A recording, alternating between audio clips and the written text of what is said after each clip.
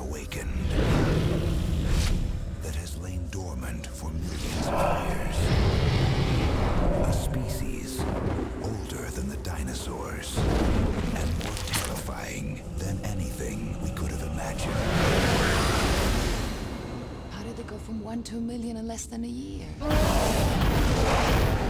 evolved. They have great vision in the day. They have even better vision at night. Extremely intelligent. He's playing hide and seek. More like cat and mouse. Unbelievably powerful. 2 glands in the mouth secrete separate chemicals. Combining exhalation, natural napalm. Good luck. Now one will protect them, We have to hang on, work together. and one will lead them. There's nothing magical about it. They're made of flesh and blood. You take out their heart, you bring down the beast. We found out where they started. We're going to London. This summer, Vertical one up. the plan is set. 1,600 yards, closing fast. The arsenal has been assembled. Get ready to rock and roll. Each other! We've got one chance to take back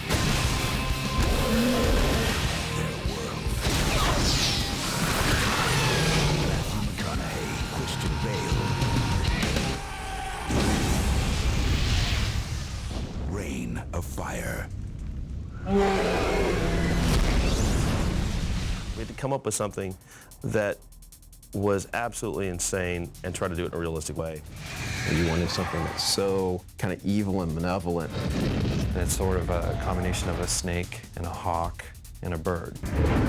We tried to make them as vicious and as organic as we possibly could. These creatures are formidable and you just should not tangle with them.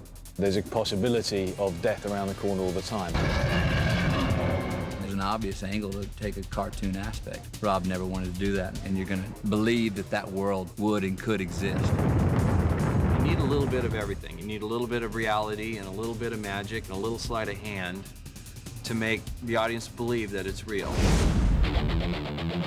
We spent about 9 months in prep. Rob had some very specific ideas of what the look of the film would be, and it was our job to help him visualize what those were.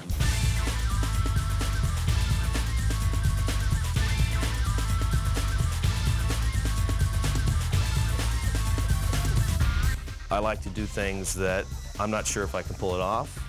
And the hard part about that is you're building something that's mythical, that doesn't exist.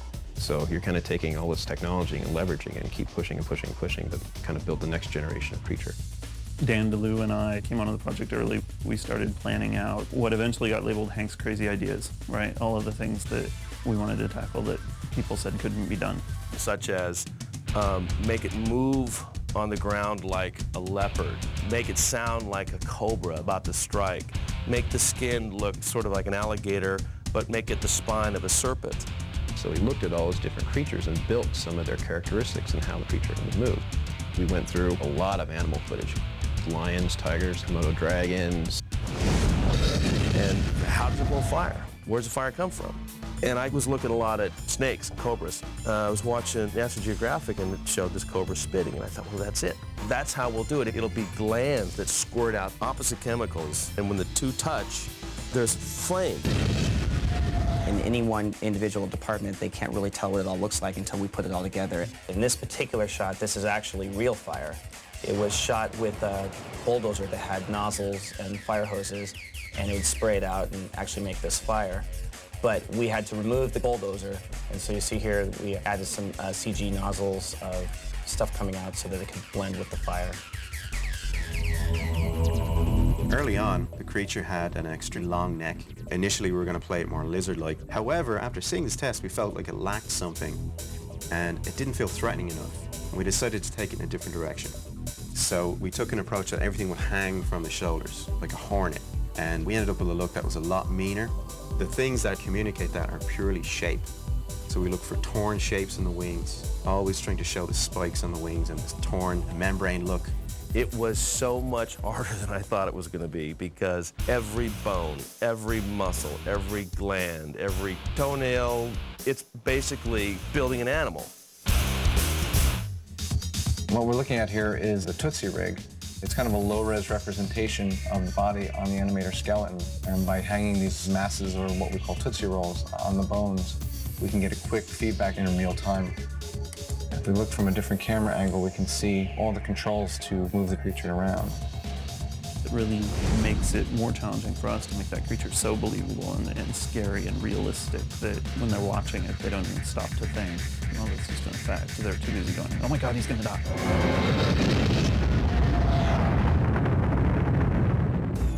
There were some techniques that we wanted to employ to convince the audience this was real, and one of those was photogrammetry. This is the background plate that was shot on location. We sent the survey guys out to survey all the points on the castle, the rocks. We used that information to go in and track the scene. We have a rough track of Quinn's face, and these arrows coming out of his eyes are his point of view. And so this way, we know that the dragon is flying exactly where he's looking. The challenge in coming up with a character is in taking a creature so big and so large that theoretically it wouldn't be scared of anything, and giving it a will, giving it a direction to follow through, and giving it an arc in the story. You have Matthew and Christian and so on there giving their input. Well, I was there giving the creature's input. You know, well, I would have done this in this scene, you know, and where's my close-up?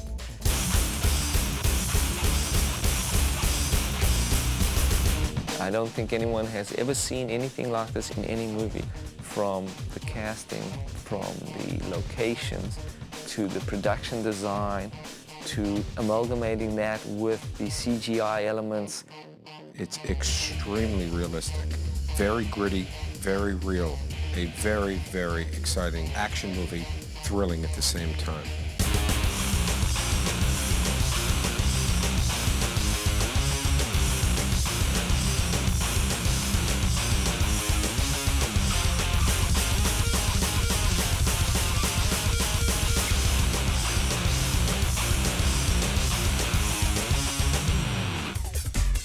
I think they knew more than I did about how well it was going to come out, and that it had to be realistic. And that's the one you're worried about, is like, it's a bunch of dots. How is it going to look liquid and fleshy? And then, hardest of all, how's it going to have a personality? It's a dot. They did it. Rain of Fire.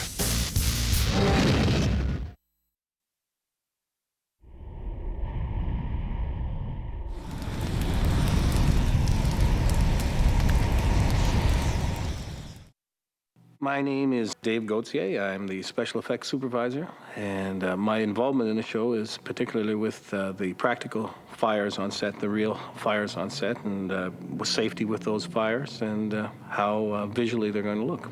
I've done several jobs at this scale. However, knowing Rob and knowing the kinds of things he likes to do and how big he likes things to get, I sort of did a little research prior to arriving in Ireland about what I could do with liquid propane, which is essentially one of the fuels I use most during the production of the film, and figured out what kind of quantities I could use, what kind of pressures I could push propane and what it would look like, and how safe I could keep it, how directional, and knowing exactly where it was going to go. So there was a bit of research, but there wasn't a whole lot of time. From our initial phone call to me arriving in Dublin, I think was about 2 weeks. Bring it up, good, hold that there. Your next one, down here, in the metal work by the car. At times, we had up to 35 people on our crew working with drivers and buyers and all the technicians on set. Okay, very good, no higher than that. During the actual filming, I'm sure we had 25 people running around on set, moving flame bars, moving big tanker trucks, and lots of diesel fuel and tanker trucks for that. We're a little barren on the other side by the, you remember Andrew Nolan's flame bar? That'll have to go back up on that hill. You remember where that was? So maybe we can steal from Peter and pay Paul, okay? Okay, then. Here it comes. Wait's not locked up. Well, I have my standard equipment that I packed. We packed a 40-foot container and shipped it over here, and it took 30 days to get here. You know, the usual special effects equipment as wind machines and smoke machines and certain propane cannons that I use for smaller sets. But when we got to Ireland, I had a good idea of what I wanted to do, and I talked to the people here, and we sort of put it together and started off with that, namely the Dragon's Breath apparatus, which we built here. Usually I'll be on set a half hour before call, talking to the first assistant director, Bruce Moriarty, determining what he wants to shoot first, how he's going to shoot it in terms of what scenes next, where we're looking, what he intends to see. Then I'll go to my crew and we'll begin to discuss how to plan each day. I'll have to have a meeting with fire control to make sure that they know what we're doing, how I want them to set up, where I need fire prevention stations, how I want their water hoses run. And then I'll go from there and we'll start loading cylinders with propane, making sure that all our levels are up at a high level and ready to go. Our pressures are up. If we're intending to use the Dragon's Breath, we'll take a few minutes to make sure it's pressurized correctly, that we have the appropriate fuels, test all the remote control valves that we have on it, making sure all the hoses are perfect, no holes or any kind of problems with them, all the connections are good. So that during the day, when we actually start to turn over the camera, we're not worried about those incidentals, that they've been taken care of. And then we can move around and use the elements as we see fit. And then I can call on the radio for different fire prevention people to be in certain areas, or stunt people to be here, be there, to do the things that we need to be done to keep everything safe. You ready, kids? Here we go. And that's my prime goal. I want to make as much fire as I possibly can, but at the same time, I have to keep it as safe as I can. Let's get ready. Let's clear the track.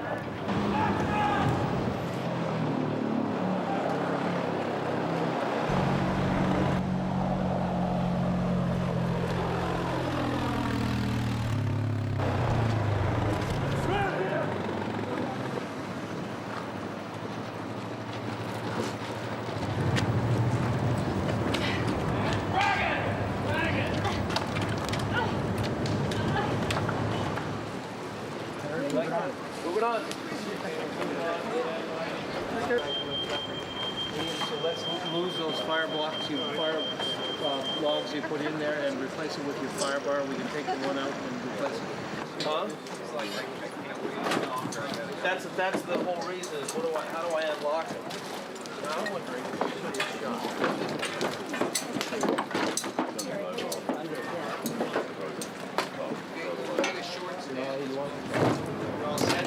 I'm going to have this light effect. After the light effect goes out, then turns it's easier. Okay, so we'll be able to see the flames? Yeah. As soon as they go down the street? Yeah. Folks, stand by. And action!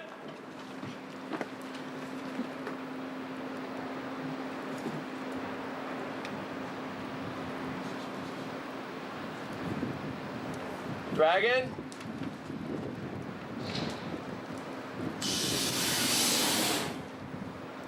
Go! Go! Okay, one more time. Slower off. Slower off. Like, straight away.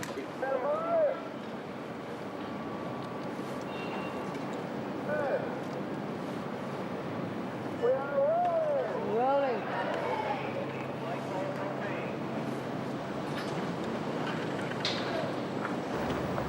And action!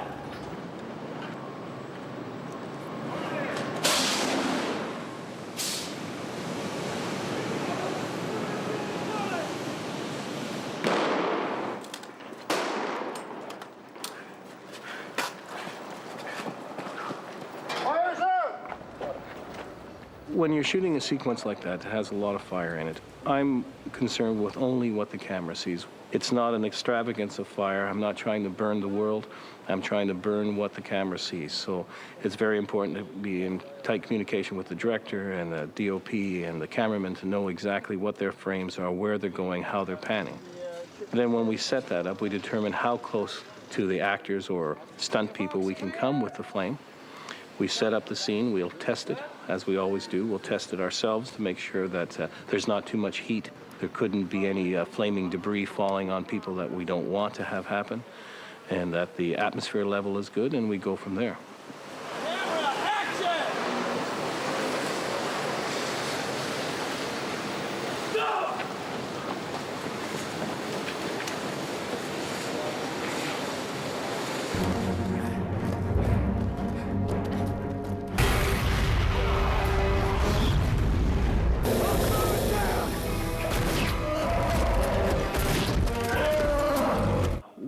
always had planned to use an extensive amount of propane.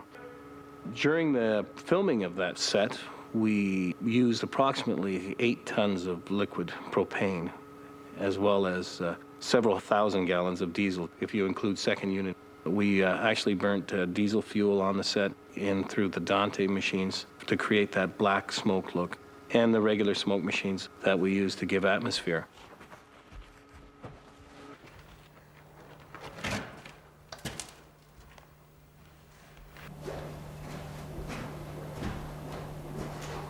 When the camera is rolling, I'm usually sitting with the director, or standing with the director, seeing what's going on, seeing where the fire is, knowing exactly what's happening, where the actors are in place, turning the fire on, turning it off when it needs to be on and off accordingly, and seeing that all is safe at the same time. Got it. Okay, good. Okay, so you're in position, let me know, and I'll light this, and we'll put that in place, and we'll do a test. Okay, here we go, Mike.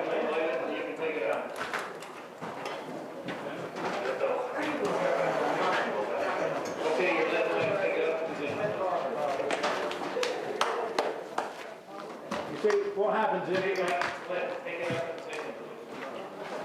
put too much smoke outside? We need to control. Too much smoke outside. If we can get Easy smoke outside, because it cuts the density of the shaft. We know that. Stay clear, Raymond. Good. Keep the resting on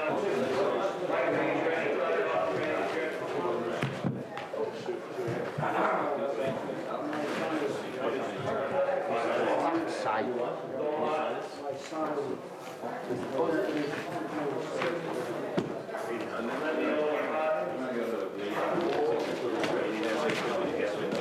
Okay, Bruce. Okay, anytime. Okay, notch. Okay, Mike, you ready? On 3. Notcher. 1, 2, 3, drill.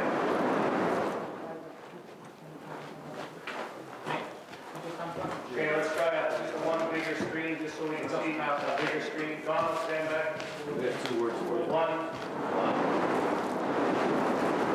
Very good, very good.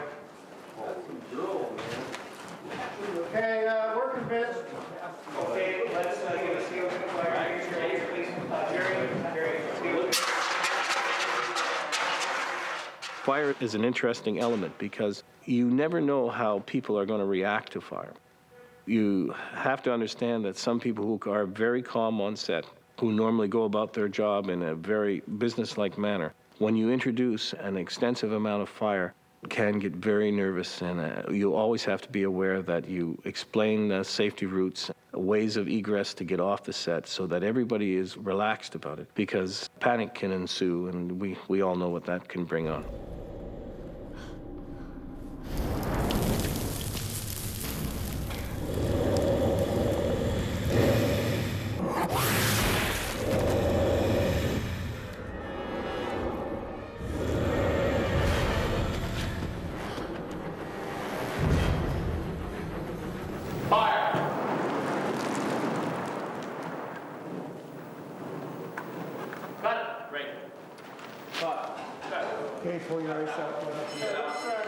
My favorite scene that we shot, a particular shot we did in the quarry, where we had the entire vineyard burning. The farmers were running back to their Jeep.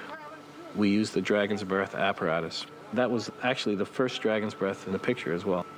It was a spectacular shot. I think Rob was very happy with it. And let's light it up. Light the fire, please light all fire.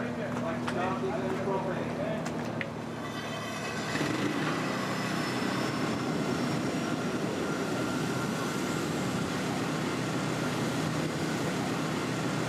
Okay, Bruce, just move that fire bar up, we're good. Let's bring up the heights on the flame bars. Up higher on the flame bars, up higher on the Come flame on, bars. let's go. Yeah, rolling. Hey. How does it look? Bring it up, one of them's off. And. Bring it down, bring it down, bring it on. Action! One of the flames off, you're still running. And go! Devon! Devon!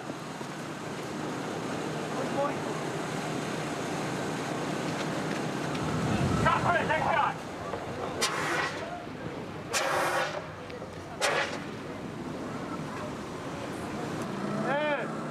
Remember, Duncan, you've been running, so you're out of breath, too. Rolling! Rolling! 43 Baker Deck 3, Mark. And action! He's dead. He's dead. Dragon! Eddie! Eddie! Come on, let's go.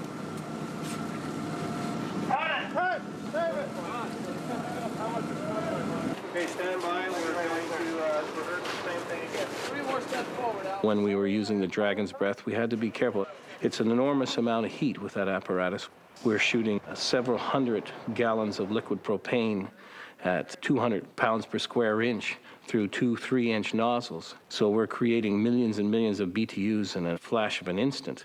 We're creating a lot of heat right away, so we have to be very careful as to where we're pointing, how far we go, what the pressure is, and then correlate that and work with the director, with Rob, in terms of how close and what he needs to really get out of the scene. Dragon! Fire! And action!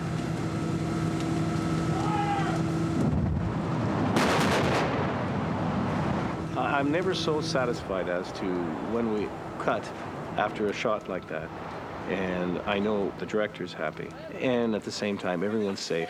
Everyone has smiles on their face because it's been spectacular. And there's nothing that creates more adrenaline, pumps people up on the set more, is when we have a lot of fire. Eddie! Let's go! Let's go! Come!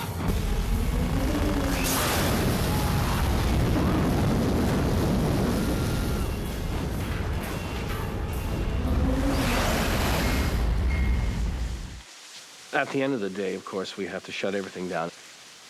My first phrase when we hear that it's wrapped, of course, is to make everything safe. And depending on what the scene is and where we are and how much fire we've used during the day, that can take 2 or 3 hours in terms of bleeding propane lines off. If we're going to be at the same location the next day, there's a certain amount that we can leave set up that's safe as long as there's security. And there's also, at the end of the day, if we're moving, there's a tremendous amount of things that have to be moved, prepared, put on trucks, ready to go to the next set. So it can be very long days during shooting days.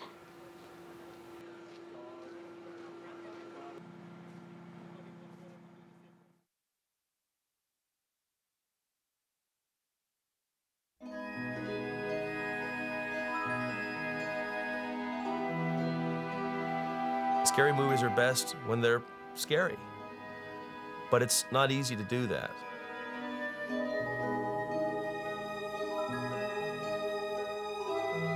I grew up watching big classic movies with my parents who knew every name and every actor and every director. Night Stalker and Night Gallery, those are the ones that really grab me because they utilize the imagination. It doesn't matter if it's impossible. If I can convince you that it's happening and that happening scares you, I thought that's really interesting, that a filmmaker can create a world to where you'll believe in this Night Gallery that you look at a painting and the grave is coming up and then you cut back to the face and you go back to the painting, now that the coffin's opening, cut back to the face and now the corpse is walking towards the house, you cut back to the guy and then you go back to the painting, the guy's on the front porch and he looks at the door, there's a knock at the door and I'm getting chills just telling the story and I think, I believe it. That's interesting to me. I was watching TV one night and I see the trailer to the X-Files pilot, which was the boy in the woods with the leaves swirling around. And I liked the lighting and I liked the imagination, and I called my agent and said, just get me a meeting. Off I went.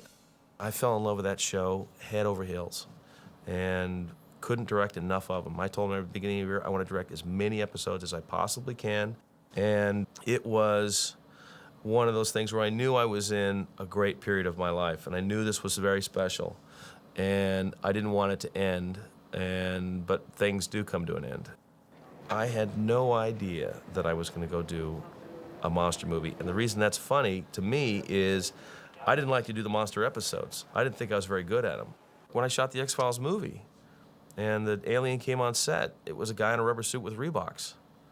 And I had this whole fight with the Neanderthal storyboarded. I threw everything out because I now knew I had to shoot only long lenses and whip on, whip off, and just glances and glimpses into the very sort of subliminal and subjective. And So to think that I was going to go off and do a giant monster movie would have never occurred to me.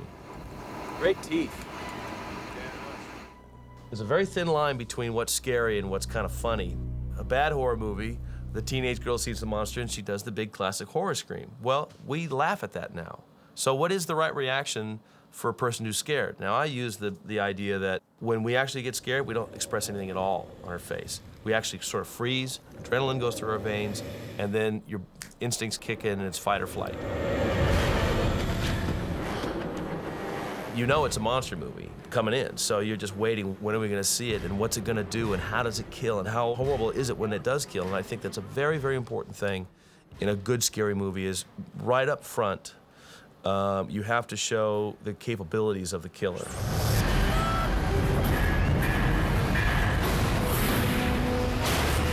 And then being very careful about how you manage that expectation through probability, and that you only use it a few times. You gotta be careful. You don't overuse it, because if you fool them enough and you don't give them the monster, eventually you're just crying wolf. It's the way you present the creature, it's the way you present the characters and the circumstances. It's very strict adherence to the tone, which is realism, and knowing that the audience is saying, okay, I know dragons don't exist, but if you play by rules that I understand in my day-to-day life, when there's a killer on the loose and the police say lock your doors, he's working in Burbank, everybody's scared. So you don't ever have to see the murderer. If you go to a family who's sitting inside their house with their windows locked and the blinds drawn and huddled around each other, and you see that they are truly genuinely scared, we already get an impression of the killer. And so what I'm utilizing as a storytelling device is what I say, expectation, anticipation, possibility, probability. You don't have to go to the next step, which is it shows up and eats them. You just get them to that point to where they're literally, white knuckling because they're dead for certain that something bad's gonna happen. Oh, God.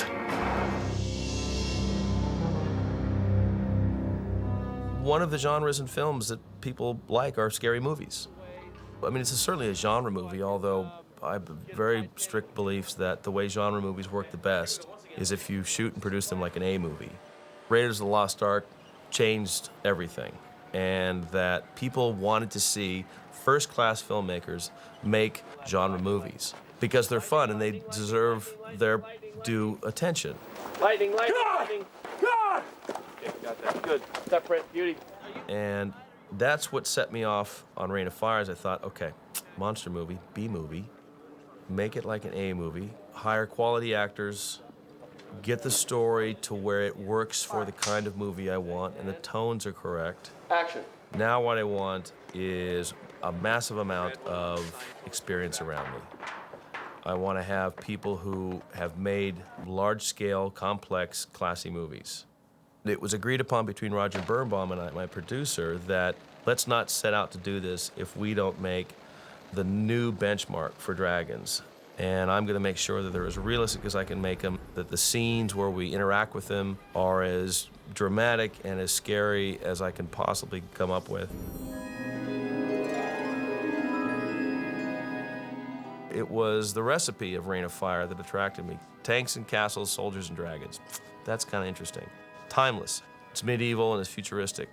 When I took this movie on, I started doing research about what dragons meant to different countries and was surprised to see the number of countries that all have their own dragon lore or mythology, and they're all different. The medieval version was that they were trying to basically figure out who was the greatest knight, who was the greatest warrior. And the only way you can define that is to put them up against a greater opponent. Dragons represent something that is supreme and impenetrable and overwhelming and intimidating.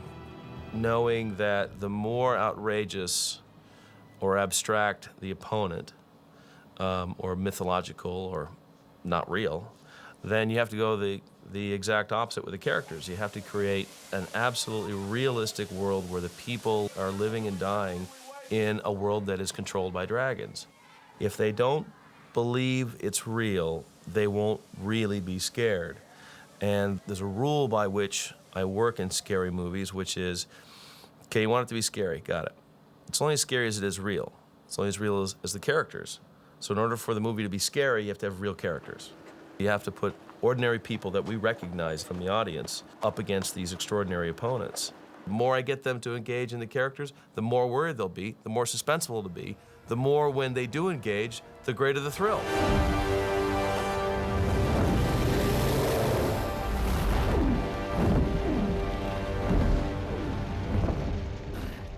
The wings are huge. At that point, you can sort of short frame the characters, right? Like you're framing for the dragon, so carry some sky above the trestle, right? A little more headroom. A little more headroom. Big dragon wings, it's flopping around, it's very, very angry.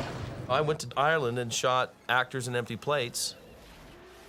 What were the actors acting to? Nothing.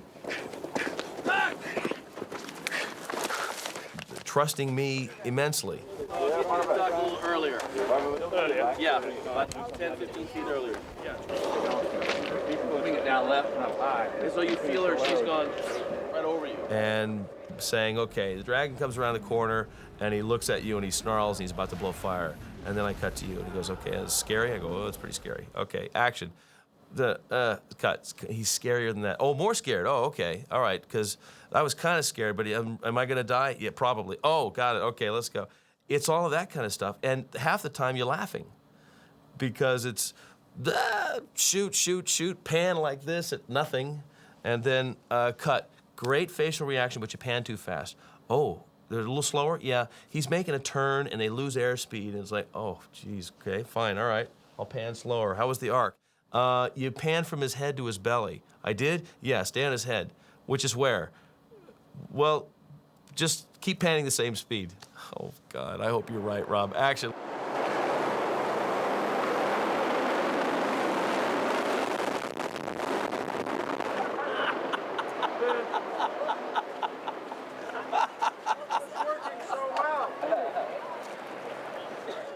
It is as insane a notion to go make a movie without the villain on set as you can imagine would be. And I get to ask this question all the time. Is it hard to make a movie when your dragon isn't there? Yeah, because I'm praying that TSL keeps their promise and gives me these big, scary dragons because I've directed it down a certain narrow path and the dragon's gotta be right there. Hold there, dragon lands, and then just go right back. See the wolf. You might see the flat. The trouble is that tension in suspense and action is created by the distance between the two opponents. The further apart they are, the less concerned we are. The closer they are, the more concerned you are. So I need to keep the dragons as close as I can without breaking the rules that they can blow fire 150 feet. And if you're within the swing of his head and you're inside 150 feet, I hope you're a quick shot. Because you only have the moment for the inhalation to get either down the throat or in the belly, because the next beat is exhalation and you're gone.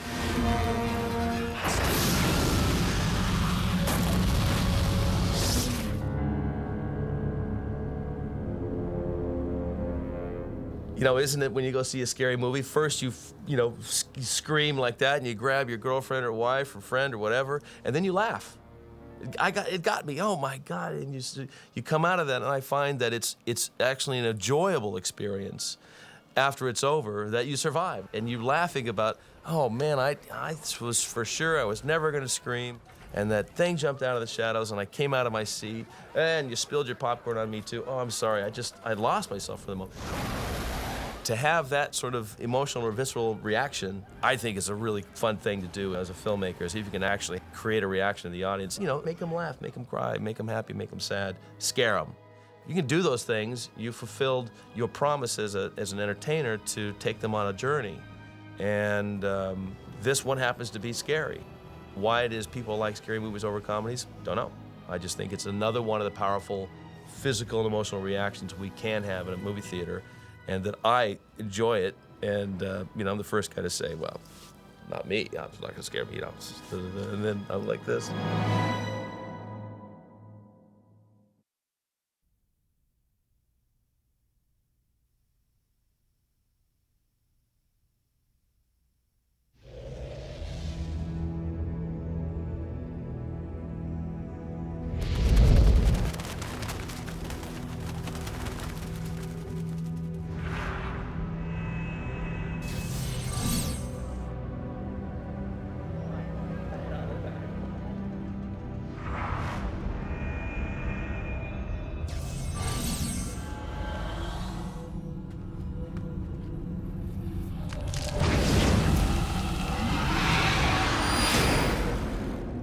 creature has been awakened that has lain dormant for millions of years. A species older than the dinosaurs and more terrifying than anything we could have imagined. How did they go from 1 to a million in less than a year? Highly evolved. They have great vision in the day. They have even better vision at night. Extremely intelligent. He's playing hide and seek. More like cat and mouse. Unbelievably powerful. 2 glands in the mouth secrete separate chemicals. Combining exhalation, natural napalm. Good luck. Now, one will protect them. We have to hang on, work together. And one will lead them. There's nothing magical about it. They're made of flesh and blood. You take out their heart, you bring down the beast. We found out where they started. We're going to London. This summer, Vertical one up. the plan is set. 1,600 yards, closing fast. The arsenal has been assembled. Get ready to rock and roll. For each other! And they've got one chance to take back their world. Matthew McConaughey, Christian Bale. Reign of Fire.